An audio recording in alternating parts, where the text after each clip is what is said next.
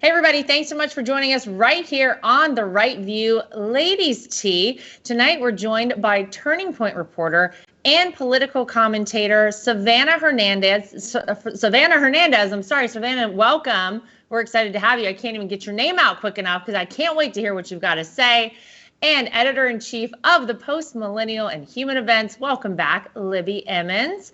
Ladies, this is a weird time, I think, right now in America. You know, typically I feel like whenever companies are trying to think about their marketing campaigns, they're trying to figure out how can I present my product in a way that will make people want to buy it. For example, look at places like Victoria's Secret. You have the Victoria's Secret models who every woman supposedly wants to look like. You want to make your product look appealing to people. Yet we have seen that has gone awry somewhere. And Libby, I'm not sure exactly where we took a turn, but obviously Bud Light missed the mark. There's no doubt that they have seen that in their sales as of late after making a bit of an error in, I guess, who their consumer was. And, you know, when I think of Calvin Klein, I think of back in the day when you had Mark Wahlberg in the Calvin Klein underwear. I mean, this is a pretty darn good looking guy. He was then, he still is today. Great physique, modeling underwear. I assume men are supposed to want to emulate that. Calvin Klein has decided to take a turn of their own. Their latest ad features a trans man who has not had top surgery, meaning this is a woman who has transitioned, at least in some capacity, because it's not, I guess, totally physically, to a man. This individual has a beard, full body hair, but of course still has the breasts of the woman as she was born a woman, modeling a sports bra, and then in the Calvin Klein underwear. To me, it just, Libby, doesn't make me want to buy any Calvin Klein underwear. How about you? Yeah, no, it doesn't really. I think we have forgotten that the whole purpose of models is to show how clothes fit so that you can look at the models and say, oh, that's an interesting piece of clothing. Maybe it would look nice on me, you know? But I don't see how a man would look at a woman with a beard wearing Calvin Klein undies and think, oh, this is going to look great on me if it looks great on her womanly hips. It just doesn't make any sense. Also, when you look at Dylan Mulvaney, clearly Bud Light just had no idea who their customer base was. That's pretty interesting. Mulvaney also has been shilling for Kate Spade. So that's another brand. You look at this little skinny guy, 26 years old, wearing a Kate Spade dress. If you're a woman and you want to go buy a $500 dress, you're going to look at that and say, I have no idea how that's going to look on me. Right. To top it off, it just doesn't make any sense. What kind of fit models are these? You know what I'm saying? Well, yeah, and did it? I loved the Kate Moss. Remember Kate Moss was advertising for Calvin Klein back in the 90s? Yes. There were always these great billboards in downtown Manhattan. And I don't see how you can look at those clothes and say, oh, these are going to look terrific on me, and this is the body I want to emulate. I don't want to emulate a beard. I don't think this woman should have to cut her breasts off to be who she really is, right. But I also don't see how she's advertising men's underpants. Yeah, Savanah, I'm not going for the body hair myself. I do a lot to eliminate that, probably like a lot of women do. But you know, this is how they're presenting it, and this model, I guess we say his name is Bapple Cortram, and he is described by modeling agencies as, quote, a trans man who hasn't had top surgery. And I'm just trying to figure out, you know, whenever you have different companies looking to get a model, and as Libby just described, you typically want to know how something would look on you or fit you or that sort of thing. Why is it right now that you have companies that are like, oh, a trans man who hasn't had top surgery, that's where I want to go with my product. That's who I want to have model myself. Why is that even a thing now, because actually you look at it and I believe 0.6% of the United States adult population identifies as transgender. So why are we doing this? What's going on? Well, to be quite honest with you, it's just a reflection of the degradation of our entire society. I was actually having this conversation with my dad and brother this morning, and my dad turns to my brother and he goes, "Son, I'm so sorry. Back in the day, we had Brooke Shields, we had Cindy Crawford, and now you look on the TV and everybody's fat and trans."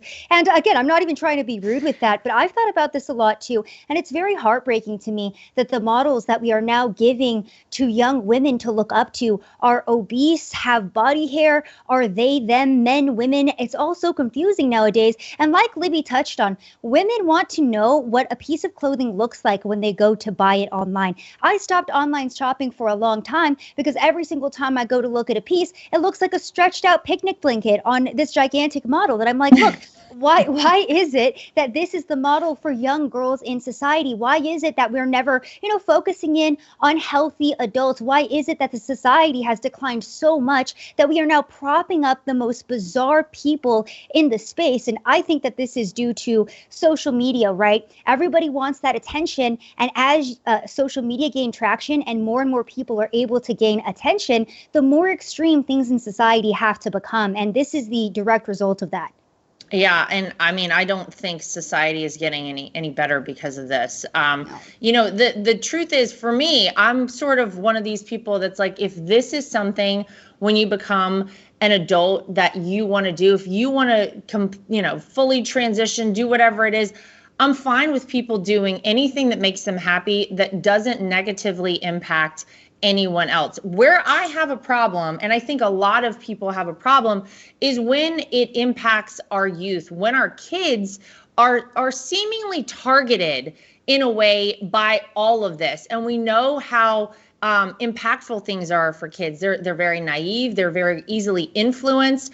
And, kind of to your point, Savanah, I think a lot of what we see happening in schools right now is that you have a lot of kids out there who really don't fit in anywhere. They don't really have a group or anything that makes them stand out in school. They're kind of a loner. And then they figure out, oh, wait a minute, if I come out as gay, if I come out as transgender, then I'm applauded, then I am a hero in some way in my school, and everyone will pay attention to me and everyone will think I'm fantastic. And we see a lot of that happening. But it's not just within the schools, it's within all of our society now. Target has obviously gotten into a lot of hot water over the past couple of weeks based on this entire pride section that they've had right at the front of their stores, mostly a lot of kids stuff and infant clothing, apparently pride clothing.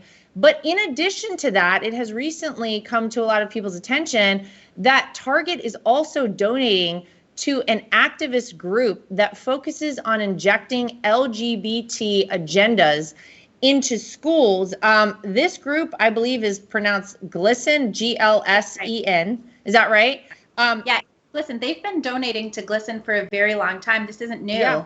Disney also donates to GLSEN, and GLSEN exports LGBTQ ideology globally and brings it to schools all over the world. They do it across the U.S. They advocate for what used to be called gay straight alliance clubs and are now called gender and sexuality alliance clubs after school. But this is not, Target has been donating to GLSEN for a long time, and GLSEN has been on the horizon doing all of this stuff since I think 1990. So, Wow. At the Post Millennial, we have pointed this out. And I think it's really fascinating. We pointed this out a year ago or more. And it's really fascinating because we looked into Disney. Disney was giving to GLSEN. We were like, oh, who else is giving to GLSEN? Well, everybody's giving to GLSEN. It's a big LGBTQ activist group on par with the Human Rights Campaign, which also a lot of these companies give to, and they have scores that they give out to companies that adhere to their activist ideas. There you go. Yeah. But yeah, I mean, it's amazing to me that people are finally paying attention to this. Target had a pride line last year that also targeted kids that had breast binders and packers, which is so that women can look like they are, packing Oh, beneath the wow. belt.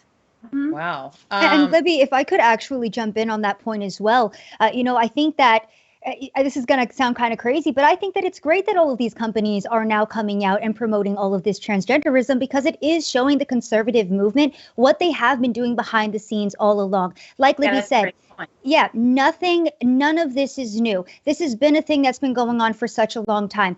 Previously we were trying to boycott Target because basically all of their products are from China. That was a big thing. That never really gained steam. But now that children are being targeted, now that the transgenderism and the LGBTQ community has really taken over and is really infiltrating every aspect of our society, people are starting to wake up just to how bad this problem has become. And, if you talk about the subversion of a country, how to attack a nation from within without warfare, this is how you do it. You target those younger generations, and it takes decades, like Libby just talked about. This has been going on since the 90s, and we're now starting to see it. But I don't want to be, blackpilled here and say the damage is already done, but I'm glad that people are starting to get as upset as they are now about it, because it is a very serious thing and we have been fully infiltrated.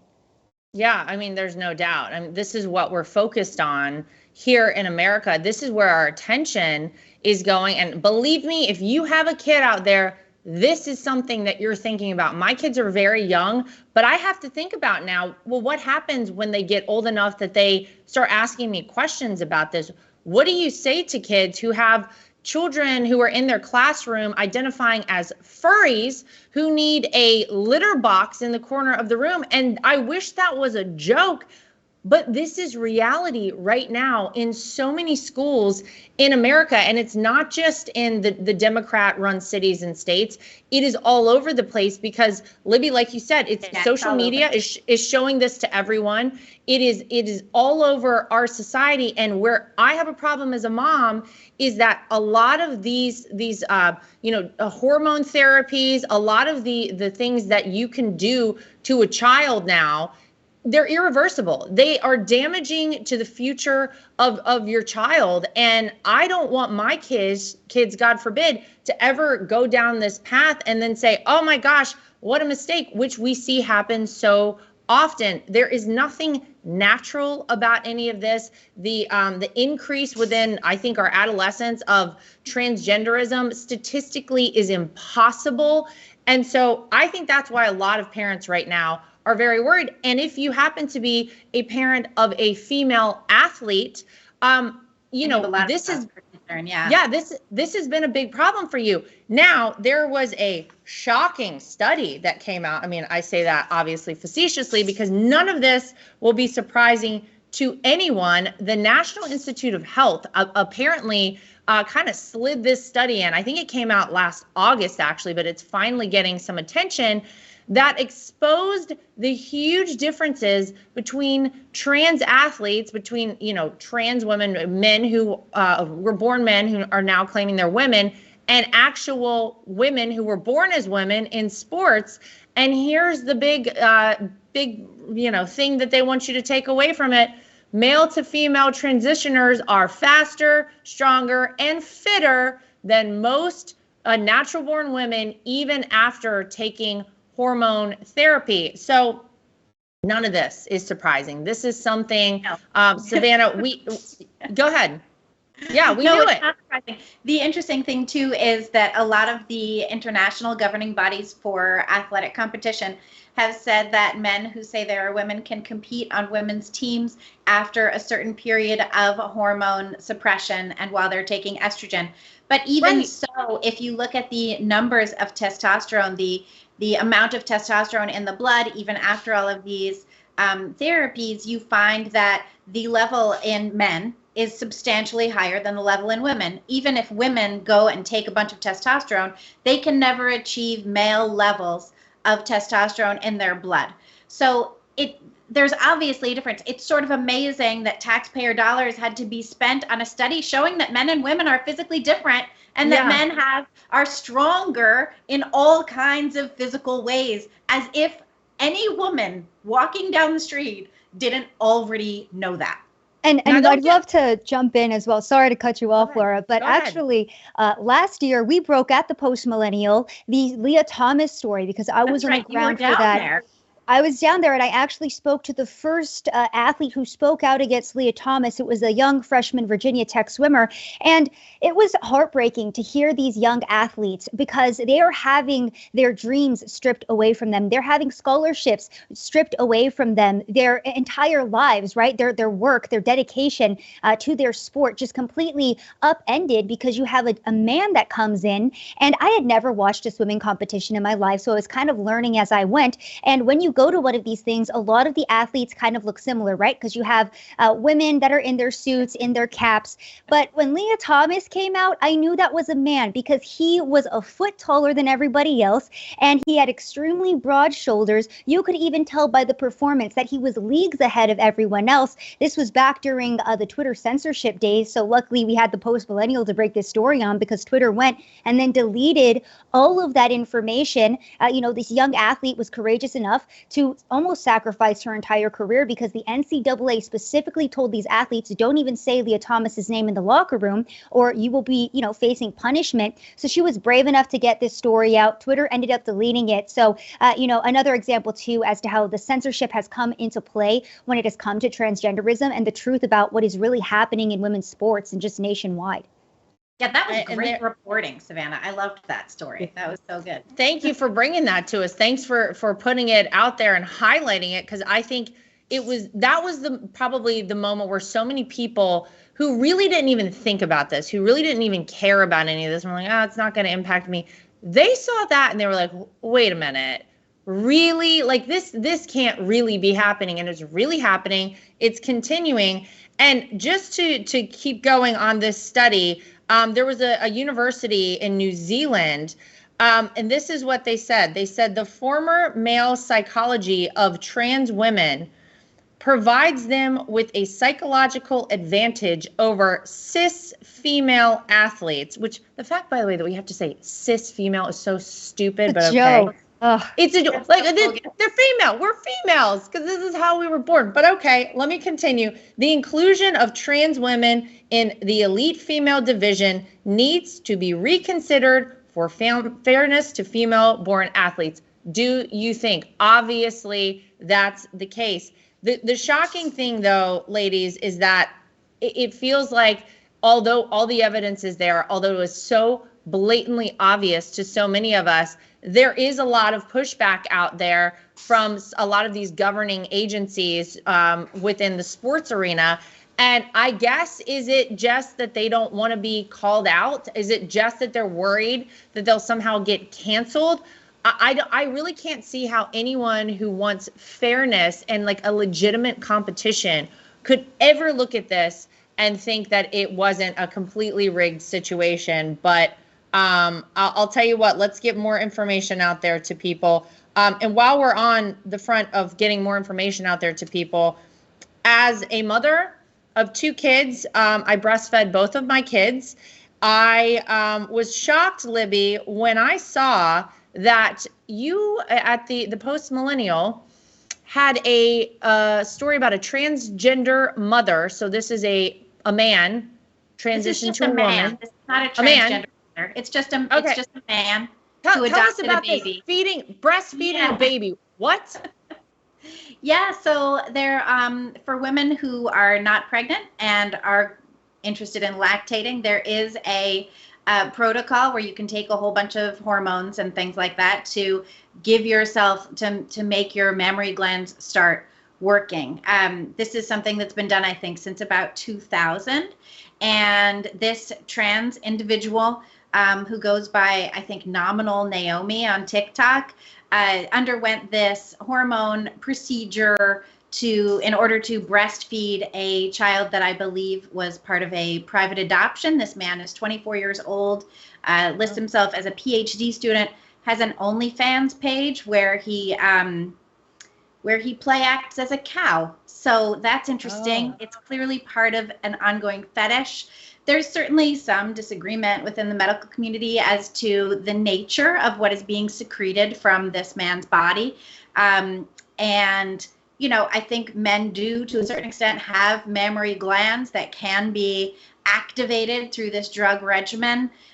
This person also apparently is taking I think female hormones. I'm not entirely sure. I don't know this person, and I don't know what their actual name is either. But there he is out there talking about the intent to nurse. There were also photos that were he put up of feeding the child with a bottle. And I believe that was formula as well. But it is pretty bizarre because I remember when I was pregnant and only a few months after I delivered, I had a pretty bad back injury, and I ended up having to take pain medication just in order to walk around and function. And the doctor said that I had to stop nursing because I was taking these, drugs so that I could feel human and actually walk. And I was undergoing intensive physical therapy, and the doctor said I couldn't nurse anymore. And I was really, really devastated. And I'm not sure why a man who takes a bunch of drugs is celebrated for nursing. And then that's my question is like, okay, so there's a baby involved here. And Libby, same thing with me. I was so conscious, first of all, my entire pregnancy for both of my kids, of everything I put into my body, everything I put onto my skin, because that inevitably will end up, being transferred to your child. And then when the child is born, I think so many mothers out there, and fathers, anyone with a baby is very conscious as well of everything that they are feeding that baby. And I'm trying to think about how it would be a positive thing for a baby to have a man attempt to breastfeed a child based on taking a ton of different drugs. I don't see how that is positive. Is it getting positive feedback out there? Is that real? Probably from his friends and stuff, and certainly among the group of women who have declared that men can become women just by saying so. Those people advocate for it for sure. Even the Australian E-Safety Commission advocates for men to nurse. There was a woman I talked to in Australia, Miss Sussex, and I'm sorry, I forget her first name off the top of my head, but I was talking to her on Twitter. She was speaking out against men breastfeeding. She was a lactation specialist. She was accused of hate speech for saying that only women can breastfeed, and she has now been censored by the Australian government for saying that only women can breastfeed. Wow. It just feels like sometimes you don't even realize that this is real life, and yet here we are. I don't know. That to me seems like somewhere I'd want to draw a line, Savanah. I'd want to say, you know what, this is probably not a great thing. But yet again, this is the sort of thing that we're putting out there people are being exposed to. They'll take Donald Trump off of Twitter, but this individual gets to have, I guess, a TikTok and an OnlyFans page to make money and do what I feel is a rather sick thing for a young child, for a baby. Absolutely. And this is just another example of how womanhood and us as women are just being deduced down to an experience that men with obvious fetishes can go ahead and, can go ahead and partake in. And it's just, this is why the transgender issue, women ourselves need to push back against it so much and speak out about it and be so vocal, not only here in the U.S., but worldwide, because our rights are being impeded upon, our privacy, our safety. This story in itself is horrific. This poor child is being put at risk because who knows what type of chemicals this poor baby is ingesting. But also we've seen the transgenderism craze branch into, young girls being exposed to men's genitalia in locker rooms. We have seen the attack on women's sports. We have seen womanhood as a whole being, like I said, turned into just an experience that anybody can put on or take off. So it's absolutely heartbreaking, and it's hilarious to me because the right wing is consistently told that we are on the wrong side of history. But last time I checked, it's the left wing that is actively working against women's rights by putting us all at risk and handing away our rights, our privacy, our womanhood to men. Yeah, well, don't ask the Department of Homeland Security for any help, because this is a good one. Get ready for this. The Biden DHS paid $40 million for an anti-terrorism program. And within this program, it essentially compared places like Turning Point USA, the Heritage Foundation, and PragerU to Nazis. And look, there's a lot you can say about people with whom you may disagree politically. But within this program, within this anti-terrorism program, they made a sort of pyramid, almost like the food pyramid. I'm not sure if you ladies saw this, but they had, like I said, Turning Point USA, PragerU, and other conservative outlets there within the pyramid, just one level under Nazis. Not for nothing, but last time I checked, we were not anywhere near the horrific atrocities committed by these psychopaths, the Nazis, people who believe in freedom, people who believe in putting America first, people who believe that children should be left innocent and allowed to be kids. This is now, Libby, something that I guess the Biden administration is also considering along the lines of terrorism. We know how they feel about parents who dare to speak out at school board meetings. Those are domestic terrorists, according to the Biden administration.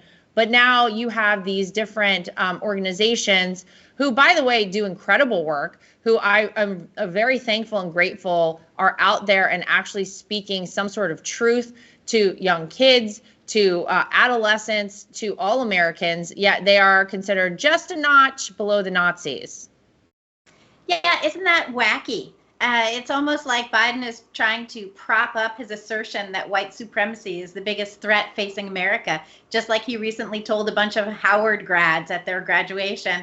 Yeah, it's absolutely insane. $40 million to target conservative Americans. Add that to the FBI investigating Catholics who prefer traditional mass as, domestic extremists of some kind. Add that to the targeting of parents by Biden. Why don't you reach out and complain about this so we can go after parents for you? Yeah, we've seen this across the board. Biden should really be ashamed of himself. White supremacy, as they keep saying, is not some major force in American politics. They just want it to be that because it's a really good talking point to say we're going after those nasty racists. And the way you can identify them is because they are Christian and believe in free speech. Yeah, and I think the problem, Savanah, is that unfortunately, I wish it wasn't, but it is effective.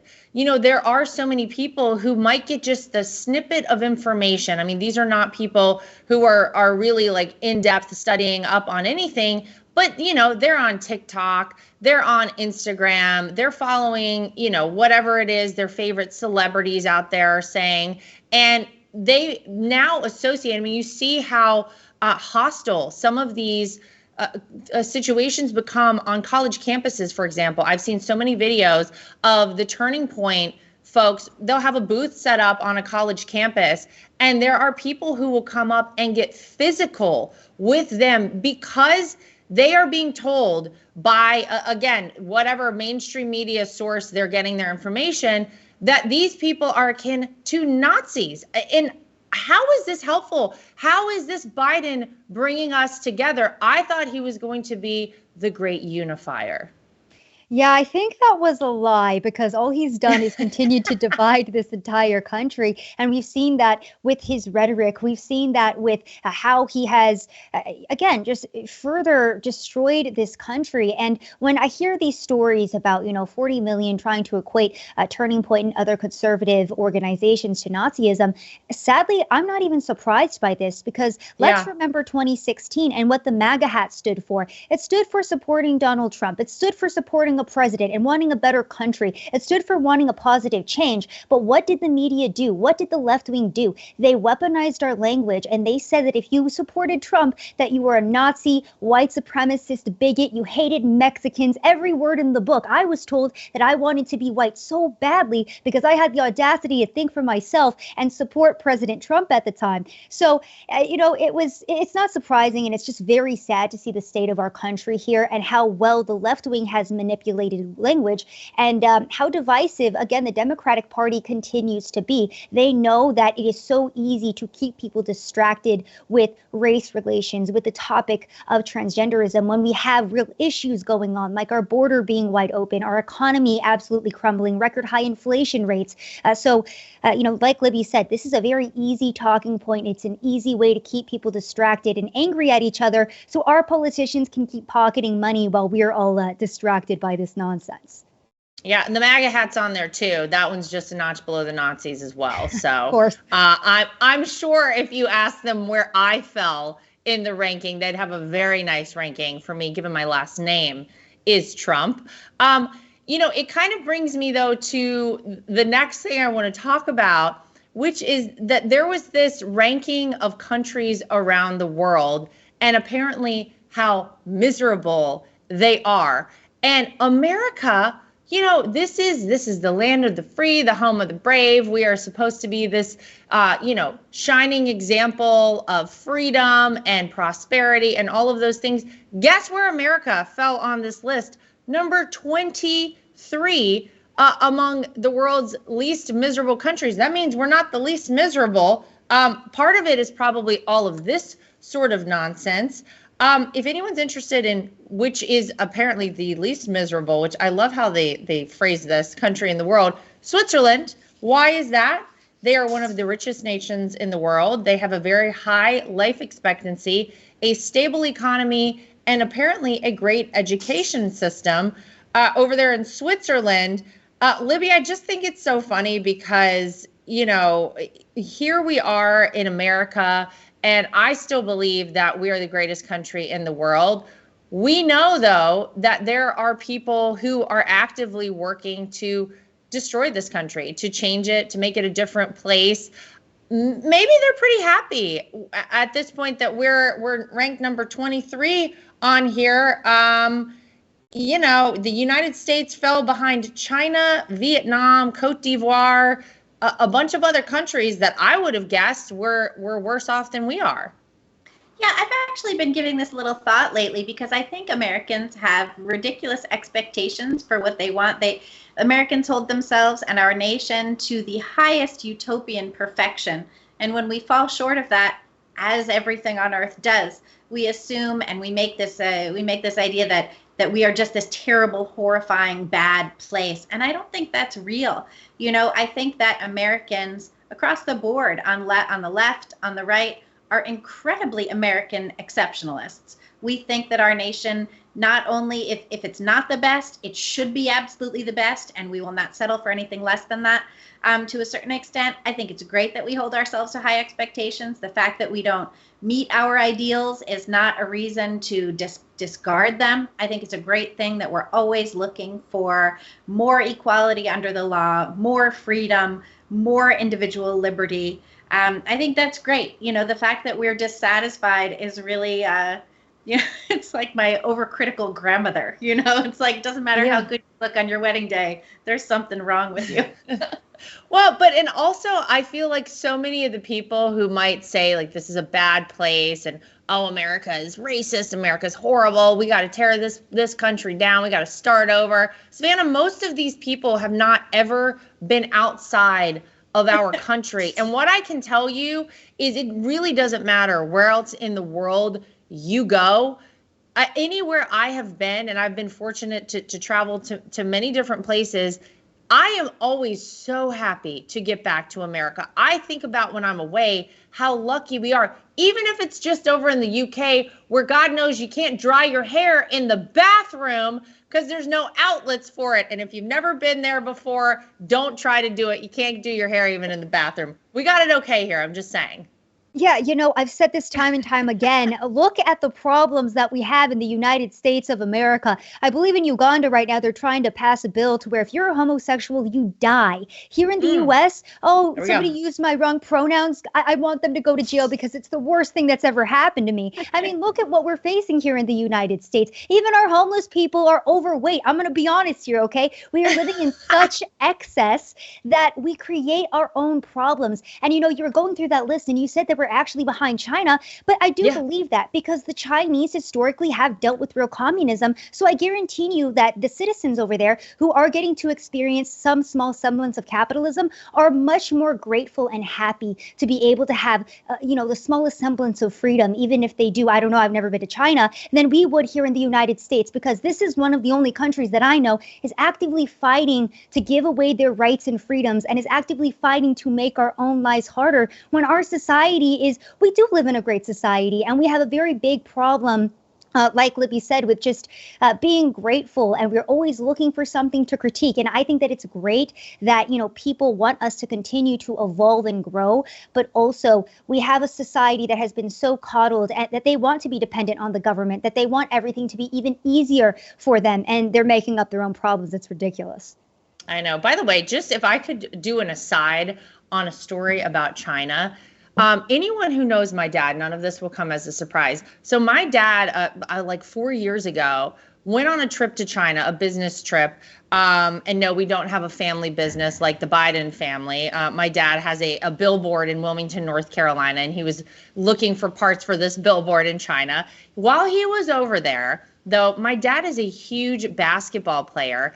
And this is the craziest part of China. If you were over the age of 70, you were not allowed to drive a car anywhere in China. So my dad at the time, I think, was 71 or 72 when he went over there. So just over the age limit. So he had to get someone to drive him everywhere he needed to go. Well, he went to some kind of park, local park, where they had a basketball court. And my dad apparently was like the star of this entire area in Shenzhen, China, because he was like, I mean, I don't want to say he was dunking on people, but he was shooting, 3-pointers. He was nailing all of his shots, free throws, layups, like you name it. All these people were gathering around to like cheer him on, because here's this guy who can't even drive a car in China, but he's actually like schooling them on the basketball court. And I'm not surprised. And again, no one who knows my dad will be surprised. But those sort of rules that if you're over the age of 70, like you can't drive, those sort of things, people here in America have no idea that those are actually happening in this world, that's how it goes in China. And that's just the beginning of it. I'm sure there's far more than that goes on there. But I just think it's so funny to hear my dad tell me this story about how, he went and just like outscored all of these people who were, I'm sure, more than half his age out on the basketball court, but he couldn't even drive himself to the park. Pretty amazing. Too, I just want to butt in and say that almost every single immigrant that I have met here in the United States of America that has fled from Cuba, from China, from North Korea, like Yeonmi Park, they are the most grateful to be in this country because they have lived under dictatorships, communism, socialism, and they see the realities of that, and they see how blessed we are to live in this country. So it really is only Americans who take their rights and freedoms for granted that have, so much to complain about. Yeah, and they also see, frighteningly, how there are things happening in our country right now that mimic how it may have started in their country, communism, some sort of authoritarianism. Those are the things that I think really set off alarm bells for people. And they say, wait a minute, I have seen this story happen before, and it happened in my country, and it was the beginning of the end for my country. And I think that's why there's so many of us who really are pushing back hard on all that. All right, last thing I want to ask you guys about. There's a lot that happens on airplanes these days. And unfortunately, if you fly regularly, you see some crazy stuff. There was apparently this debate on Reddit that was started when a woman talked about a situation on a plane where she was in a row with parents, and these parents had a young child in a diaper. The parents decided apparently to change the child's diaper on the the tray, the food tray there, the behind your seat, which PS is also why I don't touch those things at all. Anytime I'm on a plane with my kids and they want to put their food on, I'm like, don't touch it, because people are changing their kids' diapers on there. And a lot of people were siding with this woman because she actually asked the parents, would you mind going into the lavatory right here beside us and changing your child's diaper instead of on the food tray there. Libby, I have flown with my kids multiple times. They are no longer in diapers, fortunately, but when they were, I changed many a diaper in the lavatory because they all have those things that fold down, and there's nothing great about it, but there's nothing great about flying on airplanes or traveling at all these days. Where do you come in on this one? Because I think it's a little bit gross and rude, quite frankly, to change your child's diaper on the airplane food tray. Yeah, it's not only rude and gross to all of the people around you, it's not really acceptable for your child. Why are you exposing your child's genitals to the entire plane? What's the deal with that? I'm not into it. I traveled with my son when he was a baby plenty, and I always made sure there was an out-of-the-way place in order to take care of his needs, mostly in the bathroom. Perhaps the backseat of your own car is one thing, put a blanket out. But new parents of newborns and parents when they're in that baby phase can really just get so blindsided by reality that they are so stuck in their viewpoint of what they need to do that they forget that society exists all around them. So parents of newborns really need to remember that. You can't go around, especially, I don't know how old this baby was, but the older you get for the baby, the grosser this whole thing becomes. Take your child to the bathroom and have them do their business there or change their diapers there. That's obviously what you need to do. I think that people on planes have gotten to be so comfortable. I don't particularly like seeing people in their pajamas on planes. I don't want to see your feet either on planes. Can we all just dress ourselves, please? But this is not. See, this is what I was going to say. Train 12 a.m. Yeah. You know what I mean? Yeah, I feel like our society is just degrading in every possible way, and the evidence of that is go on an airplane. It's like a free-for-all. Savanah, people are, like Libby said, people are literally just taking their shoes off, propping their feet up. People are doing crazy things on airplanes. Have a little common decency. Have some self-respect. Get dressed. Brush your hair. Brush your teeth. I don't know what's going on, but it is a really sad commentary on our society if you just take a gander around a flight these days. Yeah, honestly, guys, we're not asking for a lot. Brush your hair, put on normal clothes, take your kid to the bathroom to change their diaper. Nobody needs to see that. Like Libby said, okay, there's a lot of weird people nowadays. Protect your child, put them in the bathroom. And also, nobody needs to smell that on the plane. So look, I'm sure you love your child, and everyone else will love them too once they're clean in their diaper, in their chair, after you take them to the bathroom to do that. So, Lord, it's just insane. It's sad, but this is where we are. We got to actually talk about it. And apparently, by the way, the pilot had to come on after the parents did this, not once, but twice. The pilot came on and said to the entire plane something about, please only change your child's diapers in a lavatory. But man, it's that's just obvious stuff to me. I don't know. And ladies, that's where we'll leave it. We'll leave it on the diaper debate. I want to say thank you to Libby and Savanah for joining us here on the Right View Ladies Tea. To everyone at home, as always, please make sure you like, subscribe, share, and follow. And we'll see you back here next time for more of the Right View.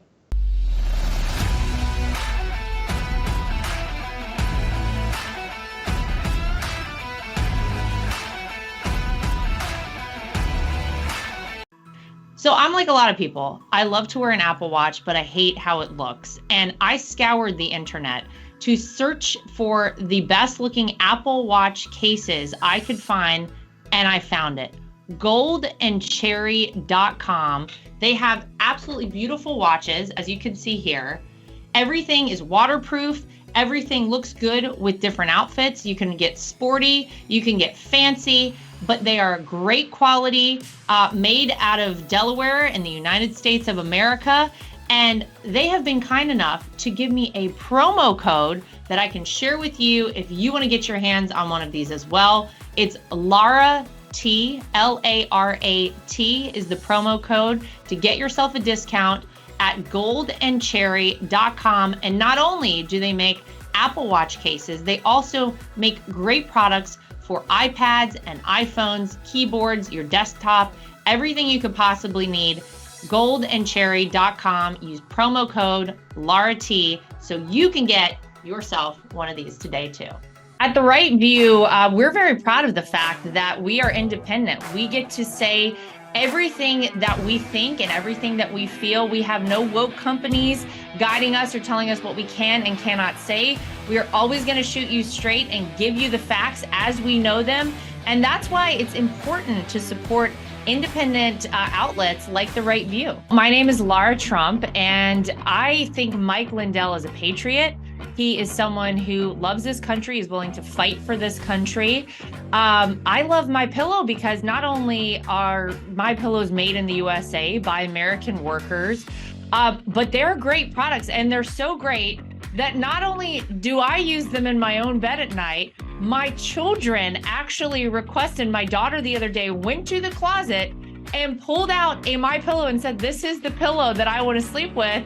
And I gotta tell you, she loves it and will have nothing to do with any other pillow. So it's a big hit around our house. My dogs also happen to sleep on MyPillow dog beds. So all around the Trump household, we're big fans. If you go to mypillow.com today and use promo code Trump, again, promo code Trump, you will not only save money, but you will help us continue this show and other shows like it and help us continue the fight for the future of America. Inflation has impacted all of our lives. I don't think anyone can go to the gas pump or the grocery store without noticing that it is a major factor. And unfortunately, it's not going anywhere. It doesn't seem like it's going down in the way that we would like it to. And one way to protect your money is by investing in precious metals, gold and silver. That's always been a great way to make sure that you keep your money and you keep it safe. When you go to bh-pm.com, use promo code Trump. That way, if you decide you want to invest in gold and silver, you'll save yourself a little bit of money. We live in a time that's very interesting. A lot of us out there feel like a lot of our rights are slipping away. And if you're like I am and you want to have the right to choose whether or not to have a vaccine, how to live your life freely, and you're looking for a great doctor, I've heard amazing things about Dr. Sherwood. He's somebody who you should really check out and check into, and it'll help support this program and keep us going. So go to sherwood.tv and use promo code Trump. Again, sherwood.tv and use promo code Trump. You can save yourself some money and help us keep our program going.